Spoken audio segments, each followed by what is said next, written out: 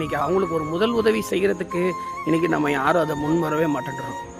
இன்றைக்கி அந்த ஒரு வீடியோவில் தான் பார்த்தேன், அவர் அந்த வயிறு கிழிக்கப்பட்டு அவர் குடலோ அப்படியே வயிறு கிழிஞ்சு அந்த குடல் அப்படியே கையில் வச்சுட்டு நிற்கிறாரு.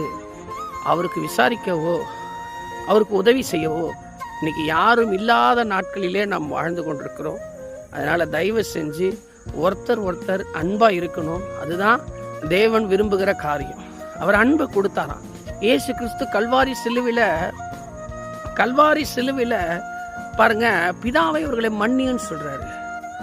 அப்போ இப்படிப்பட்ட ஒரு தேவனாக இருக்கிறபடினாலே கொஞ்சமாவது அந்த அன்பை என்ன பண்ணுங்க, கொஞ்சமாவது அவங்க அக்கம் பக்கம் இருக்கிற மக்களோடு நீங்கள் என்ன பண்ணுங்க, செலுத்துங்க. 1000 ரூபாய் 2000 ரூபாய் யார் கோயிலுக்கு கேட்டால் கொடுத்துருவோம். ஆனால் பக்கத்தில் 1 ரூபாய் சாப்பிட அரிசி இல்லாமல் இருக்கிறாங்க, அவங்களுக்கு ஒரு 100 ரூபா கொடுத்து 1 கிலோ அரிசி வாங்கி கொடுக்க நம்ம யோசிப்போம்.